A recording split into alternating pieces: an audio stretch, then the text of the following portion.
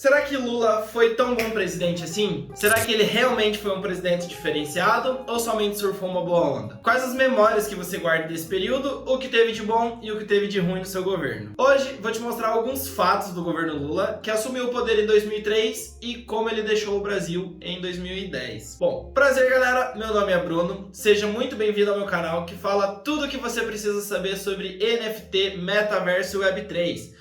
Por aqui, vamos juntos entender e conquistar de uma forma descomplicada esse novo universo. Novamente, antes de começar o vídeo, a intenção não é se posicionar politicamente, nem defender ou acusar, apenas pôr na mesa os pontos positivos e negativos de cada governo. E antes que vocês me perguntem, provavelmente na hora que vocês estiverem vendo esse vídeo, eu já vou estar terminando o roteiro e a pesquisa sobre o governo Bolsonaro. Por isso, já deixa o seu like aqui e se inscreve no canal para você ser notificado assim que o vídeo sair. Bom, vamos aos dados do governo Lula. Então, em 2003, quando Lula assumiu a presidência, o PIB era de 1,48 trilhões de reais, a inflação estava em 12,5% ao ano, a dívida pública 75% do PIB, o dólar estava cotado em 3,50, com uma taxa de desemprego de 11,7%, e o índice de pobreza de 26,7%. Contra os dados que ele deixou quando ele saiu do governo. Os dados quando ele deixou o governo em 2010 são: o PIB estava em 3,86 trilhões de reais, a inflação estava em 5,91 por ano, a dívida pública em 62% do PIB, o dólar tinha baixado para 1,65 e a taxa de desemprego em 6,74, encerrando com um índice de pobreza em 13,57. Bom, se olharmos somente os dados de maneira totalmente parcial, sim, podemos dizer que o governo do Lula foi um bom governo, mas precisamos ser mais criteriosos ao analisar esses números. Como, por exemplo, será que somente o Brasil cresceu nessa taxa nesse período? Será que não teve agentes externos que contribuíram para o crescimento de toda a população, do mundo de uma maneira geral, ou foi somente realmente o Brasil que se destacou nesse crescimento? E para responder essa pergunta, vamos olhar para os nossos conterrâneos, ver como que os outros países da América Latina performaram nesse período. Por isso, é importante dizer que dados do Fundo Monetário Nacional, o famoso FMI,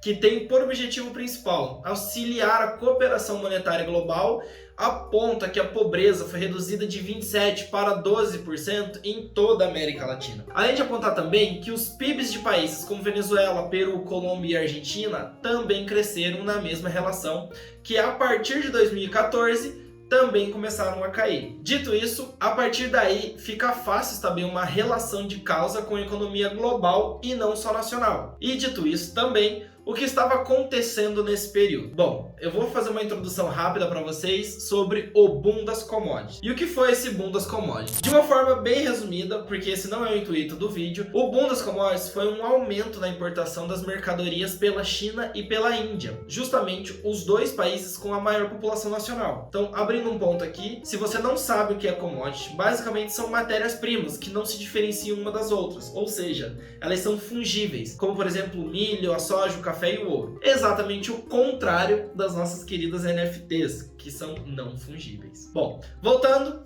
com a elevada demanda, a maioria das populações mundiais por esse produto, era natural que quem produzisse teria um aumento exponencial na exportação e, por consequência, muito capital estrangeiro entrando, fazendo com que a economia, de uma maneira geral, surfasse uma boa onda. E, logicamente, adivinha quem eram os maiores produtores de commodity daquela época? Exatamente, a América Latina como um todo. Bom, obviamente que com a alta da demanda por produtos nacionais, mais trabalhadores são requisitados, diminuindo assim a taxa de emprego e aumentando os salários, já que agora existe uma disputa pelo mesmo trabalhador, o que naturalmente resulta em uma diminuição da pobreza e um aumento na renda per capita. E um último ponto, com a entrada de capital estrangeiro no país, tem mais dólares circulando dentro do país. E como eu estou falando aqui, que tudo gira em torno da lei da oferta e da demanda, temos o dólar com um valor mais baixo da história, exatamente pela quantidade de dólar que estava entrando dentro do país. Bom, mas será que tudo isso, no final das contas, foi só uma boa onda que o Lula surfou? É importante apontar também que tivemos um dos governos com maior incentivo à educação, atingindo índices recordes na parte da educação, com aproximadamente 4,5% do PIB destinado à educação, consequentemente resultando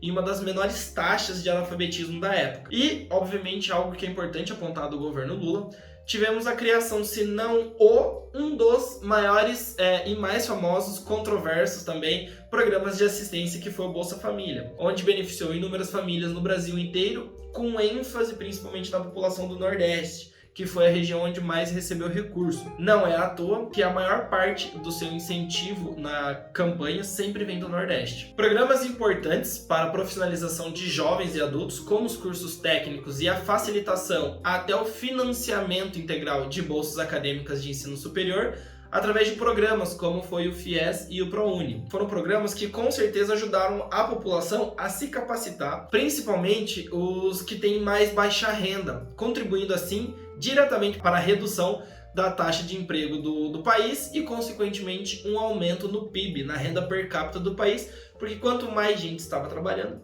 maior a produção daquele país, a produção de riqueza daquele país. Por último, a título de deixar o vídeo mais completo possível, como ficaram então as acusações também contra o governo Lula. Para quem não lembra, o Lula sofreu diversas acusações durante e depois do seu mandato, e ele foi condenado em mais de uma instância na justiça e ficou aproximadamente 1 ano e meio na prisão, impactando diretamente na sua campanha para presidente em 2018, fazendo com que assim ele se tornasse inelegível. Após esse tempo, tivemos uma reviravolta e hoje ele está concorrendo em segundo turno para presidente. Mas ele foi absolvido realmente de todas as acusações? A resposta certa é não.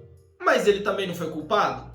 Também não. Bom, pode parecer um pouco complicado, mas eu vou simplificar. Ele não foi nem inocentado e nem condenado culpado, pois os processos que corriam contra ele, como por exemplo o do sítio de Atibaia e a cobertura da Guarujá, foram arquivados. Ou seja, não aconteceu o julgamento. É como dizer que você foi inocentado ou culpado de não ter ido à academia, mas não tem ninguém te julgando. Bom, em resumo, devido à sua idade avançada, mesmo que com o desenrolar do processo e a possível condenação futura, nesse momento já teriam sido prescrito a pena. Outro fato que colabora é que, caso venha ganhar a eleição, a Constituição impede que um presidente seja processado durante seu mandato por crimes que ocorreram anterior à sua posse. E para encerrar, com a aproximação do final da corrida eleitoral do segundo turno, pode ser que os opositores de Lula usem cada vez mais a Lava Jato para tirar votos do presidente. Até porque, com o escândalo da Petrobras, ainda joga contra o partido. Apesar que o PT usa isso para rebater. Tanto Sérgio Moro quanto Dallagnol saíram para a política também. Então eles argumentam que simplesmente era uma perseguição, um jogo político, a fim de promover eles dentro da política. Bom, segundo o Paraná Pesquisa, isso uma pesquisa de 2021, do ano passado, 57% da população acredita que a condenação do ex-presidente foi justa, contra aproximadamente 37% que acredita que foi injusta. Bom, de qual lado que você está? Deixa aqui pra mim nos comentários, que eu vou ler todos, eu quero interagir com vocês também. E eu quero saber qual a sua opinião. Você acha que a prisão do ex-presidente foi justa? Ou você acha que ela foi injusta e simplesmente foi uma perseguição da parte da direita? Deixa aqui nos comentários, por favor, que a gente vai trocar uma ideia. Eu espero de coração que você tenha gostado desse vídeo. Deu um trabalhão para fazer, por isso eu peço encarecidamente seu like e que você compartilhe com seus amigos que precisam saber melhor como foi o governo de Luiz Inácio Lula da Silva. Valeu, galera, e até a próxima!